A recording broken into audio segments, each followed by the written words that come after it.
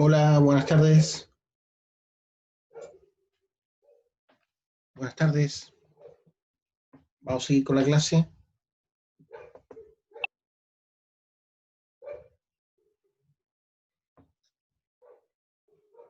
Hola, hola.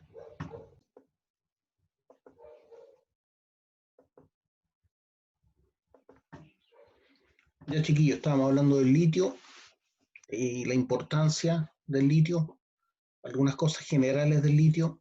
El litio fue descubierto por Johann Aufdenson en 1817, encontrado en espodumena y en lipodilita de una mina de petalita, encontrado en espodumena y lipodilita de una mina de petalita. El nombre proviene del hecho de haber sido descubierto en un mineral, ¿ya? O sea, lipodilita. El nombre proviene del hecho de haber sido descubierto en un mineral. En 1923, una empresa alemana, que está ahí su nombre, comenzó a producir litio. Se empezó a producir litio a nivel industrial. Definición: litio es un elemento químico de símbolo Li. Ya sabemos que es metálico, ¿cierto? Es un metal. Número atómico 3. Tabla periódica, grupo 1, entre los elementos alcalinos. Es un metal blando de color del plateado, ¿cierto? Metal blando, color plateado. Se oxida rápidamente en la presencia de aire o agua. Por eso no se trabaja con él directamente. Por eso también no se encuentra en forma nativa, ¿cierto? Porque rápidamente se oxida habiendo agua o aire. Es un elemento sólido y como elemento sólido es el más liviano de todos. Usos esenciales, por ejemplo, para las baterías eléctricas, para ciertas aleaciones con cerámicos, por ejemplo, y tratamientos para la depresión. Por ejemplo, este vidrio Pyrex que se utiliza en los laboratorios se utiliza con aleación de litio, ¿ya? Aluminios con litio también le dan mayor resistencia para la construcción de aviones. Entonces, tiene muchas aplicaciones. Es un metal alcalino, punto de fusión 186 grados Celsius, o sea, muy bajo punto de fusión. Punto de ebullición 1336 grados Celsius. Peso atómico 6,94. Calor específico más alto del grupo 0,784 calorías por gramo. Y baja densidad. Baja densidad. Propiedades químicas: estado de oxidación +1, configuración electrónica 1s2, 2s1, electronegatividad 1, elemento más reductor, gran tendencia a solvatarse y a formar uniones covalentes. Gran tendencia a solvatarse y a formar uniones covalentes. Perdón. Sirve como materia prima, sabemos, para las baterías. Hoy en día, con la electromovilidad y con todo el auge que se le quiere dar a la electromovilidad, ha tomado un valor especial. Se considera un elemento estratégico, ¿cierto? Básicamente lo encontramos en dos fuentes: yacimientos tipo vetas y en salmueras naturales, en los salares, ¿ya?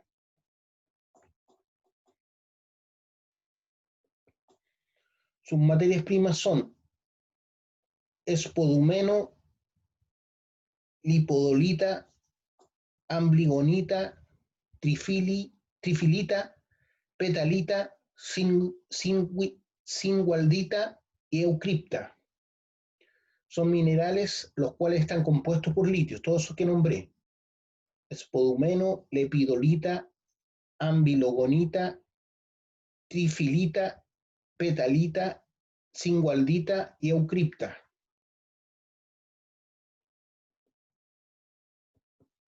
Proceso productivo. Bueno, acá en Chile, en Bolivia y en Argentina se encuentran en salares, en el altiplano. Entonces la extracción se hace por bombeo a partir de las salmueras. O sea, hay un proceso de concentración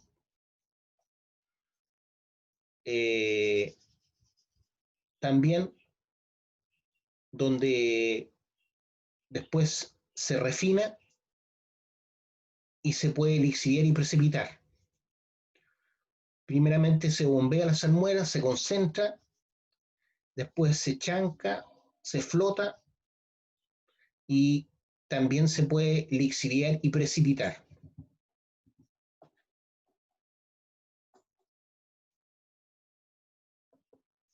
Reacciones químicas. Uno de los productos generados con el litio es el carbonato de litio, compuesto de gran importancia económica. Se obtiene en la reacción entre sulfato o cloruro de litio. Entre sulfato y cloruro de litio. Caliente, es poco soluble en agua y su solubilidad decrece a medida que aumenta la temperatura. Se obtiene entre la reacción entre sulfato o cloruro de litio. Es poco soluble en agua y la solubilidad decrece a medida que aumenta la temperatura. Ahí tengo la fórmula, ¿cierto? Del carbonato de litio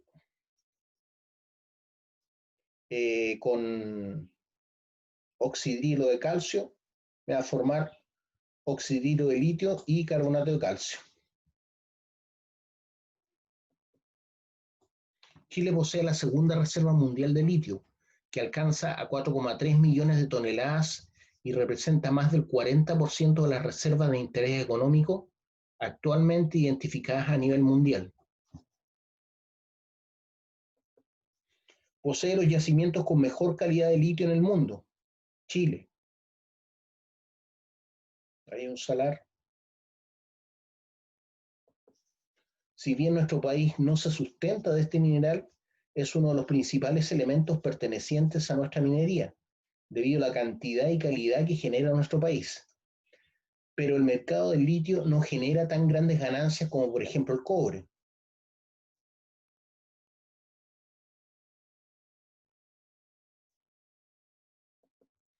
Un dato de historia es que Chile hasta el año 1999 fue el principal productor de litio a nivel mundial, con unas 5.000 toneladas métricas producidas al año. Hasta el año 99, Chile era el principal productor mundial de litio. La producción chilena en el 2006 y el 2007 fue de 15.000 a 15.800 toneladas métricas respectivamente.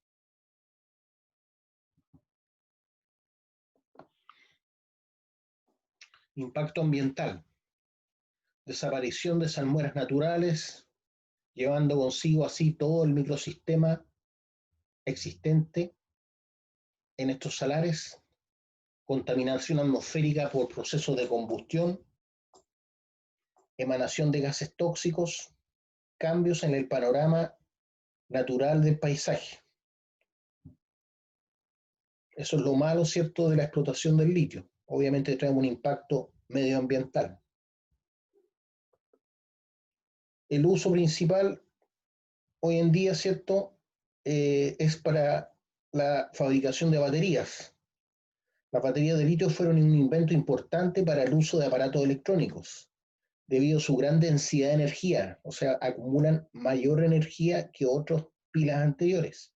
Acumulación de carga por unidad de volumen, alto voltaje. Acumulación de carga por unidad de volumen, alto voltaje. 3,7 volts, poco espesor y poco peso. Poco espesor y poco peso.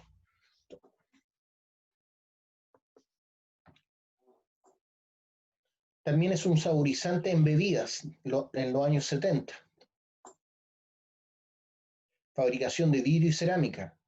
Fabricación de esmaltes, loza y porcelana. Utilización como antidepresivo. pero especialmente para una enfermedad en particular, que es la depresión endógena. No es para cualquier persona depresiva. Uso en el proceso de fusión nuclear. Todos estos usos tiene el litio.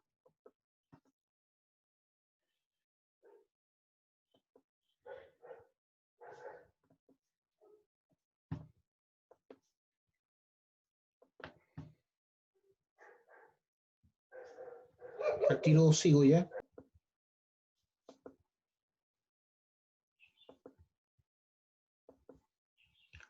Esto es como una...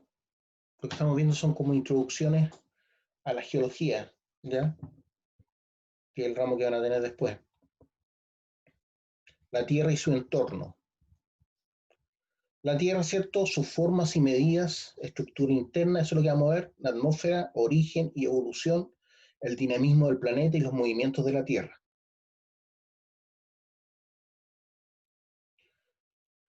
¿Desde cuándo se sabe que la Tierra es redonda? Los griegos habían advertido su esfericidad en la sombra que proyecta en la Luna durante los eclipses. Aristóteles de Estagira, en el año 384 al 322 a.C., había reparado en que desde lugares ubicados a grandes distancias no se veían las mismas estrellas. También a la misma hora en distintas partes del imperio griego se daban cuenta que, por ejemplo, en Alejandría no había sombra y en otros lugares sí había sombra a la misma hora. Entonces, de acuerdo a eso y a la distancia lineal, que era una curvatura finalmente, se pudo determinar el radio aproximadamente de la Tierra. Los mástiles de los barcos eran lo último que se veía cuando se adentraban en el mar. Eso también hacía pensar que la Tierra era redonda. En todo caso, en el libro más antiguo de la Biblia, perdón, en el libro más antiguo de la Biblia, en el libro de Job, ya se hablaba de la redondez de la Tierra. Entonces se piensa que por eso Cristóbal Colón, que es de origen judío, suponía que la Tierra era redonda, aparte de todo lo que le acabo de decir. La proeza de medir su radio se la debemos al matemático y cartógrafo Erastóstenes, que vivió entre los años 276 al año 194 a.C., quien nace en Siena, pero vive en Alejandría, Egipto. ¿Cómo lo hizo? Lo que les decía, ¿cierto? Erastóstenes observó que a mediodía, en cierta fecha, los rayos de luz del sol en Siena no proyectaban sombra y en Alejandría sí, a la misma hora, lo cual lo condujo a la conclusión de que la superficie terrestre era curva. ¿Cómo ocurre esto? La Tierra debe ser esférica, dijo. Debe ser plana, si fuera plana, ¿cierto? Ocurriría esto. O sea, a la misma hora en Alejandría y en Siena no habría sombra.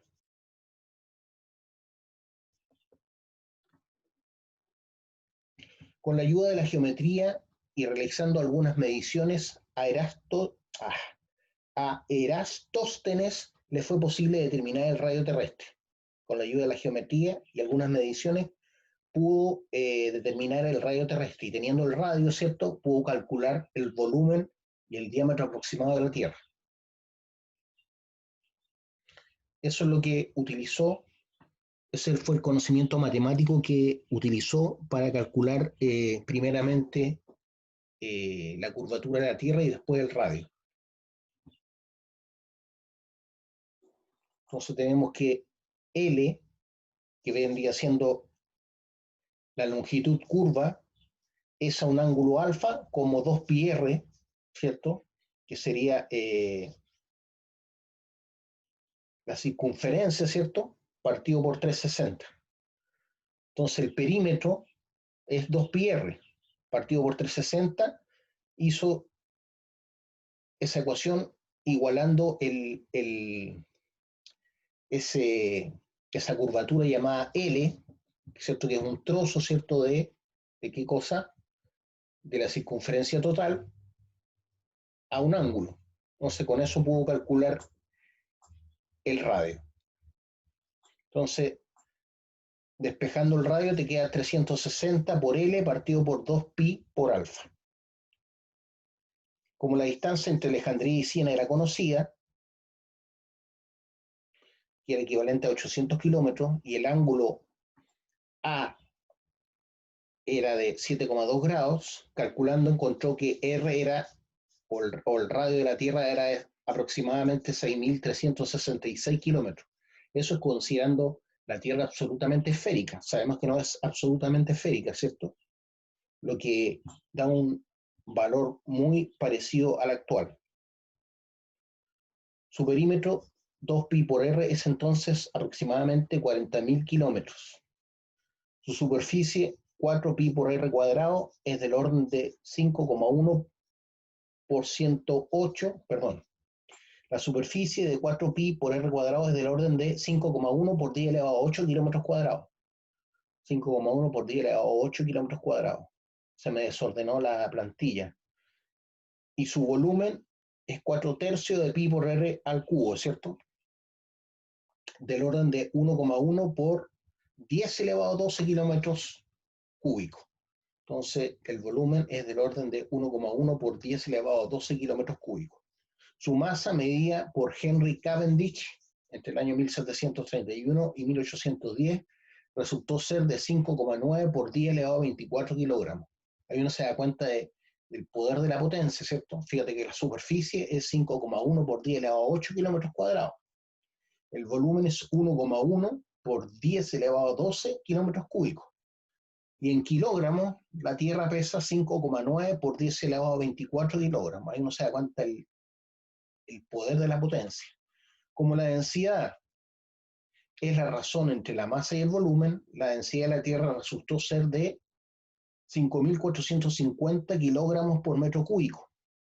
O sea, una densidad prácticamente de 5,5 veces la densidad del agua. Y casi el doble de la densidad promedio de las rocas que constituyen su superficie. Casi el doble de la densidad promedio de las rocas que constituyen la superficie. Entonces, ¿eso qué implicó? Que obviamente la densidad mayor estaba en el centro de la Tierra. ¿Es realmente redonda? Bueno, sabemos que no, ¿cierto? Es más bien achatada. Su rotación hace que sea levemente achatada en los polos, ya por la fuerza centrífuga. Entonces, en el ecuador se tiende a abrir más la Tierra por la fuerza centrífuga. La Tierra gira, ¿cierto?, en torno a su eje alrededor de la velocidad del sonido, pero a su vez su traslación es alrededor de 10.000 kilómetros por hora. ¿Ya? 10.000 kilómetros por hora se está trasladando la Tierra para completar una vuelta alrededor del Sol en un año, 365 días. Entonces, a la distancia que estamos del Sol, demorarse un año en dar una vuelta completa alrededor del Sol es muy poco, es porque va muy rápido, de 1000 kilómetros por hora. Si la Tierra se frenara, basta con que se frene en su rotación, ¿ya? Que son aproximadamente 1500 kilómetros por hora solamente en rotación. Si se frenara en seco, no quedaría nadie en vivo, ¿cierto? Los edificios se saldrían de sus fundaciones, se saldrían todos los edificios, ¿cierto? Hasta las cordilleras se partirían, se saldrían de su fundación, ¿ah? Si se frenara en seco. ¿Qué decir de la traslación si se frenara en seco? Que vamos a 10.000 kilómetros por hora. Es como que viajáramos alrededor del espacio, ¿cierto? En una nave espacial que va recorriendo alrededor del Sol a 10.000 kilómetros por hora. ¿Cómo cambia la temperatura en la medida que voy profundizando la Tierra? En la medida que me voy profundizando en la Tierra, ¿cierto?, la temperatura aumenta, ¿cierto? Hay una relación entre a mayor profundidad, mayor temperatura. ¿Ya? Temperatura en función de la profundidad de la Tierra. Entonces, a los 1.600 kilómetros hay una temperatura de más o menos 300 grados Celsius. Temperatura en función de la profundidad. A los 800 kilómetros tengo una temperatura de más o menos 70 grados.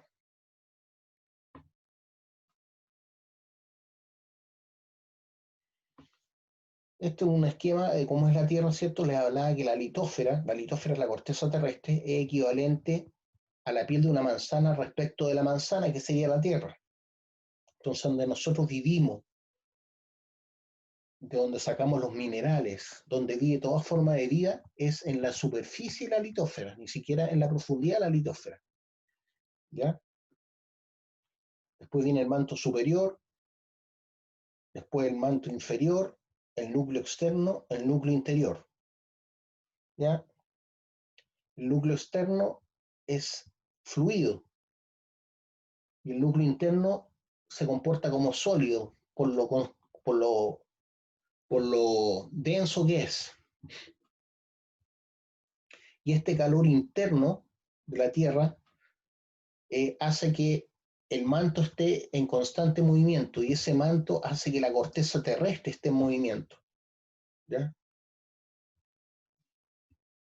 Esto es bien simple lo que estoy mostrando, ya eso lo van a ver en mayor profundidad en geología.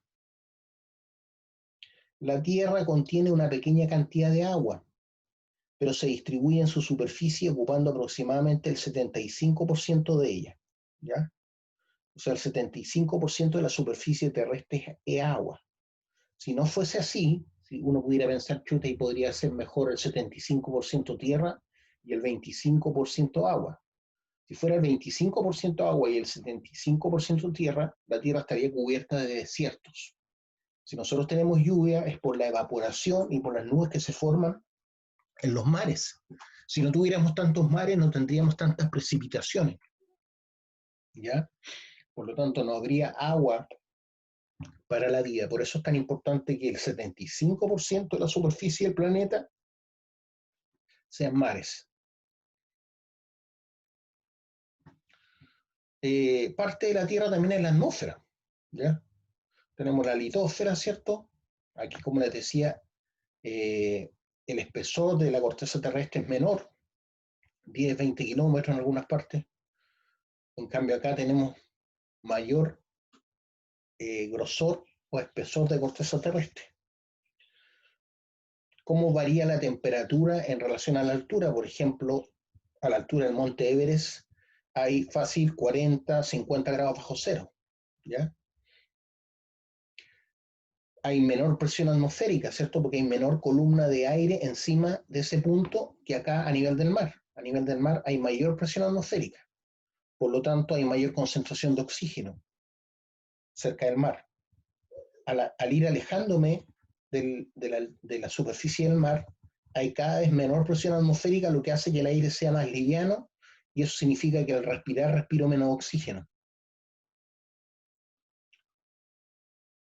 La troposfera está ubicada más o menos entre los 7.000 y los 18.000 metros. Después viene la estratosfera, entre los 18.000 y los 28.000 metros más o menos, kilómetros, perdón, entre los 18 kilómetros y los 26, 27 kilómetros. Y la parte última, ¿cierto?, es la mesósfera, que está que está más o menos a 50 kilómetros de altura. La capa de ozono está, una capa muy delgada, está entre los 40 y 50 kilómetros de altura. Pero todo eso es parte del planeta, porque es la atmósfera que permite tener vida al planeta, ¿ya? Si no fuera por la capa de ozono, los ultravioletas pasarían de largo y quemarían todo lo que es vida. Habría muy poca vida en el planeta si no fuera por la capa de ozono.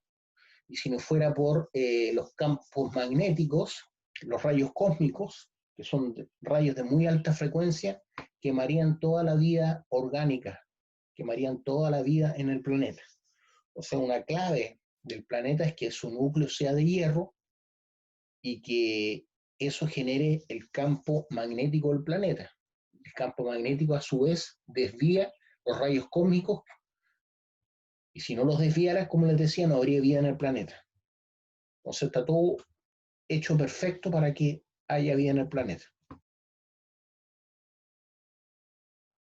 El monte Everest contiene una altura de casi 10 kilómetros, estamos hablando de 8.842 metros de altura, si no me equivoco. Y la atmósfera tiene unos 100 kilómetros de altura desde la superficie del mar. ¿Cuáles serían estas alturas en una esfera que representa la Tierra a escala, con un radio de 1 metro? Bueno, si la Tierra fuera de 1 metro de radio, ¿cierto? El monte Everest se vería así como está en el dibujo. Y la atmósfera total sería el metro, ¿ya? O sea, los 100 kilómetros. Entonces, considerando que el monte Everest tiene casi 10 kilómetros, 1 metro equivaldría a los 100 kilómetros de la atmósfera. Esa es más o menos la relación entre la atmósfera y el monte Everest. Porcentaje de elementos en el aire. El principal componente del aire, como ven ahí ustedes, es el nitrógeno, ¿ya? De aproximadamente un 78% de nitrógeno. Oxígeno tenemos aproximadamente un 21% de oxígeno en el aire. 21% de oxígeno, 78% de nitrógeno, y el resto son otros gases como el argón, el CO2, el vapor de agua.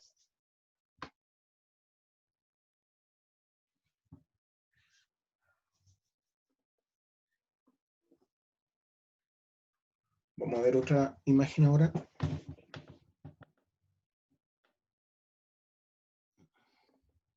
Otro PPT.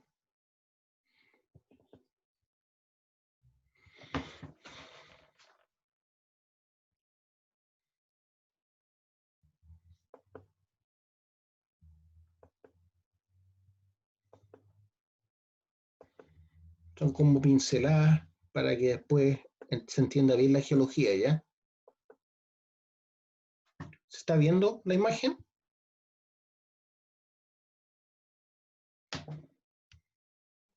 Sí, profe.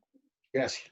Desde la perspectiva que tenemos en la Tierra, nuestro planeta parece ser grande y fuerte, con un océano y aire interminable, desde el punto de vista nuestro, ¿cierto? Tan pequeño. La Tierra es el tercer planeta más cercano al Sol, a una distancia de alrededor de 150 millones de kilómetros. La Tierra es el único planeta en el sistema solar que se sabe que mantiene vida. La atmósfera de la Tierra nos protege de los meteoritos, la mayoría de los cuales se desintegran antes de que puedan llegar a la superficie terrestre. El interior de la Tierra.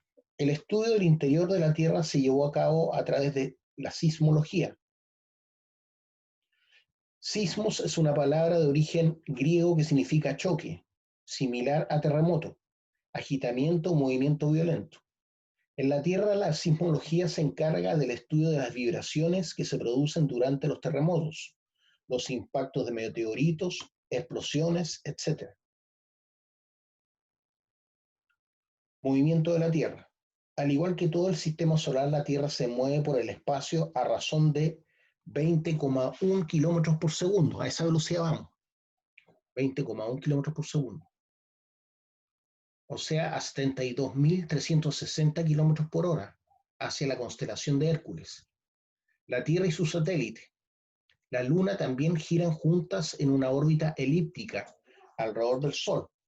La Tierra gira sobre su eje una vez cada 23 horas y 56 minutos y 4,1 segundos. O sea, no son 24 horas exactas. Por eso cada 4 años hay que agregar un día, ¿cierto? La Tierra gira sobre su eje una vez cada 23 horas, 56 minutos y 4,1 segundos. Ahí se está mostrando lo que es una ruptura, ¿cierto? Que es un evento sísmico. Donde se produce la ruptura se llama hipocentro o foco sísmico. Entonces esa onda se irradia a partir de ahí, como que fuera una explosión, hacia la superficie. Justo perpendicular a la superficie del hipocentro se llama epicentro, ese sería el epicentro. Este sería el hipocentro, epicentro. La velocidad de la onda desde el hipocentro es de más o menos 5.000 kilómetros por hora. Aquí se ve que hay una falla, ¿cierto? Esa falla es la que produjo el sismo. O sea, hay una acumulación de energía y debido al roce no siempre se está moviendo. Entonces llega un momento en que ya la energía es tanta que se produce ese movimiento. Ahí está mostrando el efecto de un hipocentro, ¿cierto? El epicentro en la superficie y el efecto que puede provocar un sismo. Esa es la falla de San Andrés, ¿ya? Que está en California. Una tremenda falla que recorre muchos kilómetros. Se piensa que se está esperando como dicen los gringos, the big one, el grande, y que todavía no ocurre. ¿Ya? Se piensa que va a ser cercano a 8,5, 9 grados en la escala de Richter, que va a provocar mucha destrucción. Eso es el recorrido que hace la falla de San Andrés. Entonces la falla de San Andrés en el Golfo de California va bajo el agua y aparece en California hasta allá. Y está prácticamente en Los Ángeles donde termina.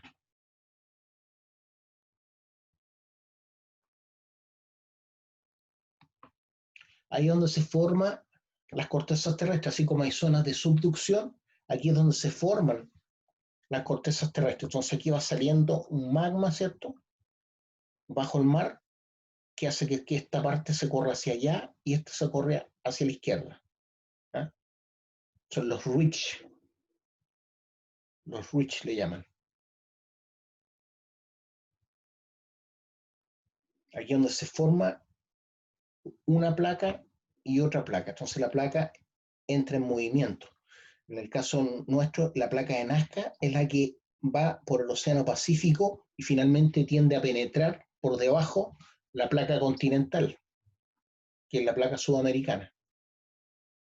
Entonces se piensa que en 2 millones de años más, la isla de Pascua, no recuerdo si eran 2 o 6 millones, de acuerdo a lo que se mueve cada año, que son aproximadamente algo de 8 a 16 centímetros al año.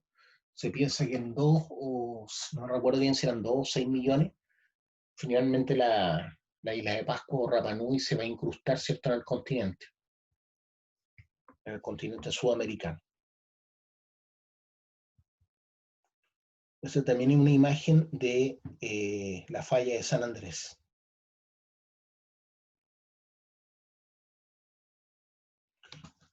Las quebradas generalmente son fallas, ¿ya? Aquí hay una quebrada, ¿cierto?, de un cerro, pero en este caso es una falla también. ¿Ya? Se fijan que no es la quebrada típica, sino que es como una fractura. De hecho, el Marga Marga, toda la cuenca del Marga Marga es una gran falla, que se piensa que cada 500 años se libera esa energía. Aún no ha ocurrido.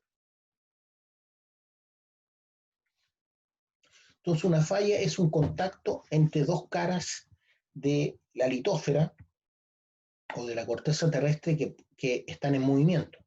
Puede ser una hacia arriba, otra hacia abajo, o como en el caso de la falla de San Andrés, que es una hacia, por ejemplo, el norte y otra hacia el sur, pero están en contacto, por lo tanto, siempre se está acumulando energía y cuando la energía acumulada es mayor que el roce que permite que no se muevan, se produce el movimiento. Hace poco descubrieron una falla que recorre todo Santiago, toda la orilla de Santiago, o sea, Puente Alto, Peñalolén, La Reina, Las Condes, que es la falla de San Ramón. La falla de San Ramón también se piensa que se mueve cada 500 años. Y hay cosas críticas ahí en esa zona. Está el Estadio San Carlos de Apoquindo, por ejemplo. Está el reactor nuclear, ¿cierto?, de La Reina, de la Comisión Chilena de Energía Nuclear.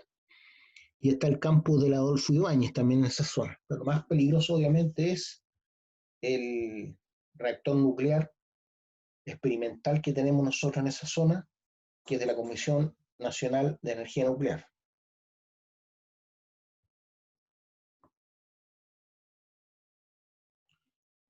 Ese camino, por ejemplo, fue levantado justo donde hay una falla. Entonces, ¿qué pasó? Hubo un terremoto, esa falla se movió y cortó el camino, obviamente. ¿Ya? El camino está en la superficie de lo que es una falla. Para la falla, cortar eso Es muy fácil. Ahí también se ve una falla, no sé si se dan cuenta. Por ejemplo, esas rocas que están ahí, originalmente estaban ahí también, ¿ven? Seguían para allá. O sea, sí, claramente yo puedo ver que esta parte de la falla está moviendo hacia arriba y esta parte de la falla se está moviendo hacia abajo. Entonces, si yo pudiera dibujar acá, ¿cómo sería el movimiento? El movimiento típico de la falla es hacia allá y hacia acá, ¿cierto? Y ahí se ve la falla,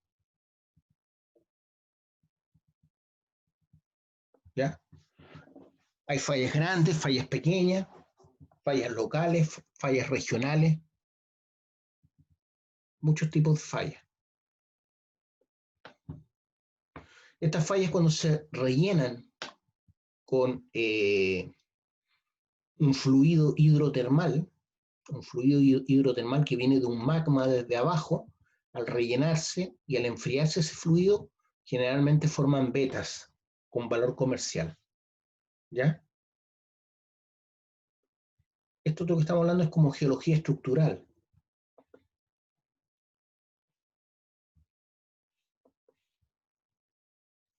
Y vemos otra falla, lo que provocó, miren este muro, como estaba ahí.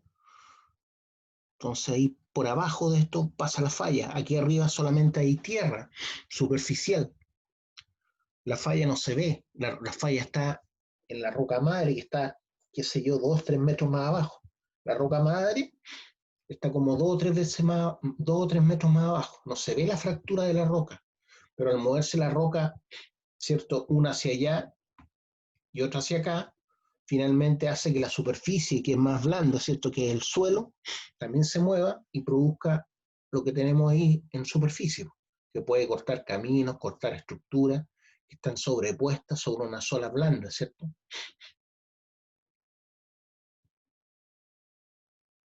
Características de la Tierra. La Tierra es el tercer planeta del sistema solar. Esta situación orbital y sus características de masa la convierten en un planeta privilegiado, con una temperatura promedio, ¿cierto?, de unos 15 grados Celsius, agua en forma líquida y una atmósfera densa con oxígeno, condiciones imprescindibles para el desarrollo de la vida.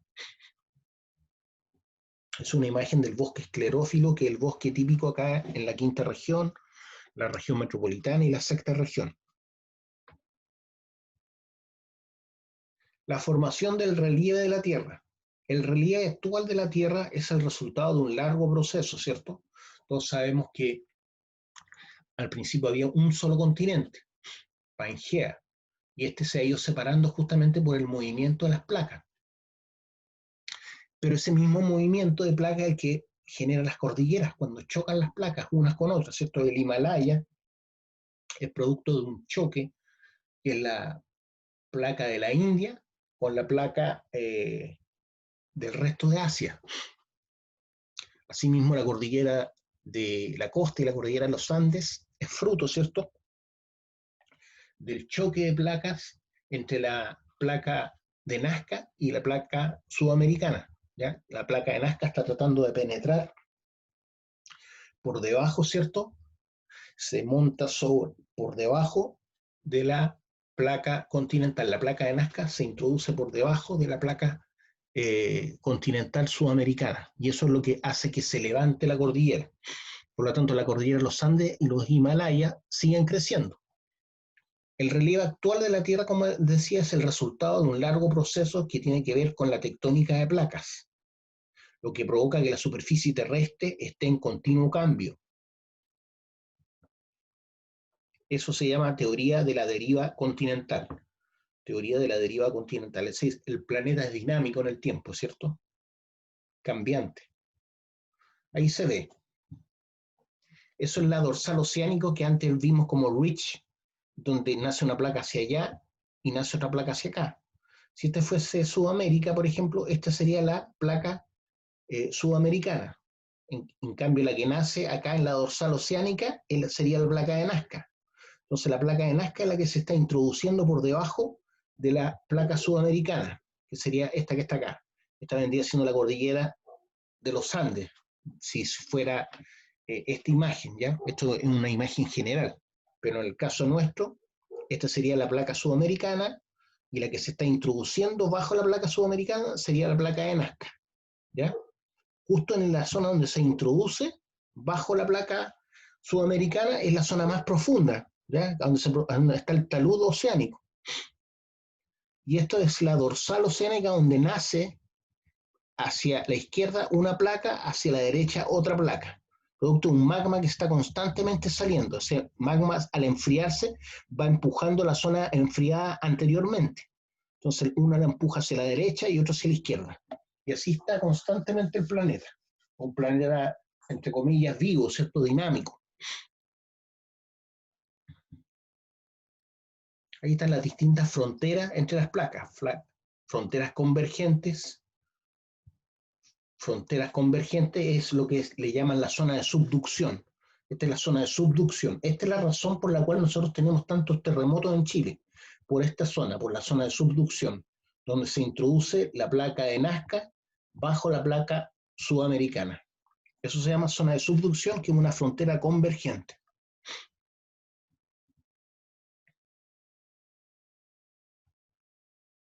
Ahí hay como un zoom, ¿cierto?, de lo mismo que estábamos hablando. Este vendría siendo la placa de Nazca en el caso nuestro, y este sería la placa sudamericana. Entonces la placa de Nazca se está introduciendo. Ese roce, ¿cierto?, entre la placa de Nazca y la placa sudamericana va haciendo que se genere magma, ¿cierto?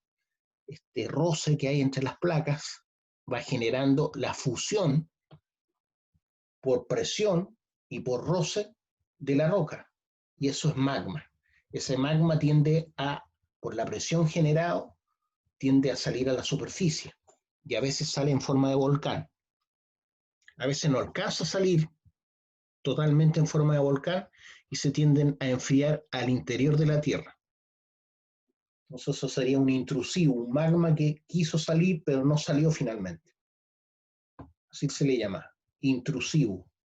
Y este intrusivo está conformado por roca plutónica o roca ígnea, ¿cierto? De origen, ahí donde encontramos, por ejemplo, el granito, la riolita, ya que son rocas intrusivas que enfriaron lentamente. Esto no, pues esto es un magma que aún no ha enfriado y que está saliendo a través de un volcán. Entonces esa sería la fosa oceánica, que es la parte más profunda, justamente donde se encuentra en contacto la placa de Nazca y la placa sudamericana. Entonces todo esto es la corteza terrestre, todo eso que está ahí. Todo lo que está en plomo es la corteza terrestre. Bajo eso, bajo los 30, 40 kilómetros, nos encontramos con una zona que le llaman astenósfera, que es parte del manto. Astenósfera, que es parte del manto. Entonces la corteza terrestre viene a ser como una capa fría que está prácticamente flotando en magma, que vendría siendo el manto, ¿cierto? El manto hirviente, el que permite que las placas estén en movimiento y a su vez estas estén flotando prácticamente sobre el manto, que es fluido.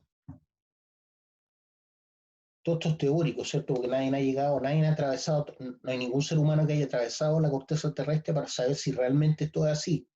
Pero por ondas sísmicas y por diferencia de velocidades de las ondas sísmicas, uno puede deducir como que lo que hay bajo ellas, ¿ya? La representación de la Tierra.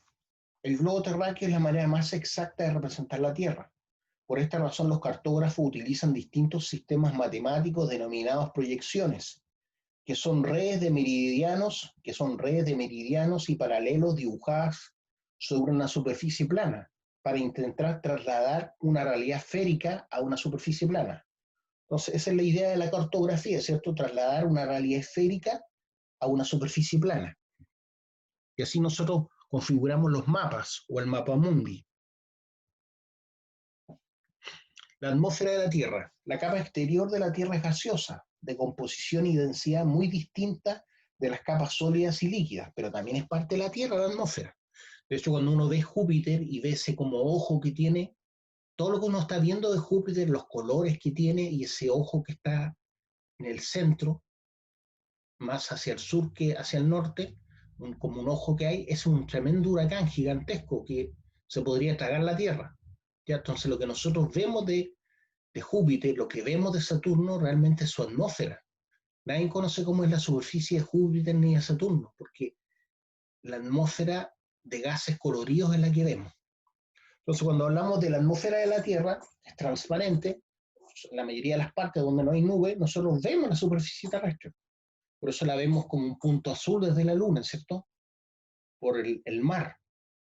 La capa exterior, entonces, de la Tierra es gaseosa, de composición y de densidad muy distinta de las capas sólidas y líquidas que tiene por debajo. Pero eso, la zona en la que se desarrolla la vida, pero es la zona en que se desarrolla la vida, ¿cierto? Bajo la atmósfera. Y además tiene una importancia trascendental, en los procesos de erosión, que son los que han formado el paisaje actual. O sea, la atmósfera cumple una función que es clave en el sentido de que es la que nos permite tener vida, una temperatura adecuada para la vida, algo que nos permita filtrar la radiación ultravioleta que es destructiva, que destruye lo que es la vida, destruye los compuestos naturales que forman la vida, por lo tanto es muy necesaria. Además que hace que la Tierra tenga una temperatura promedio más o menos estable, gracias a la atmósfera. O si no tendríamos temperatura en el día sobre 200 grados Celsius y en la noche bajo 100 grados bajo cero, como ocurre, por ejemplo, en planetas como Venus o Marte, donde la atmósfera es muy delgada.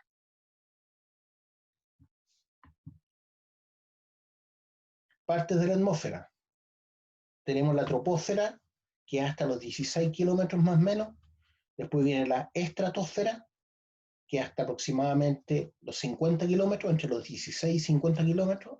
La mesosfera, desde los 50 hasta los 85 kilómetros. La ionosfera, desde los 85 hasta los 500 kilómetros más o menos. Y finalmente la exosfera, desde los 500 kilómetros en adelante. O sea, desde los 500 kilómetros en adelante ya prácticamente no hay atmósfera, muy delgada. Composición de la atmósfera. Cerca de la superficie terrestre, la atmósfera seca, sin vapor de agua, está compuesta en un 99% de su volumen por nitrógeno. El 99% de su volumen es nitrógeno, pero equivalente a 78,1%. Y de oxígeno, casi un 21%, 20,9%.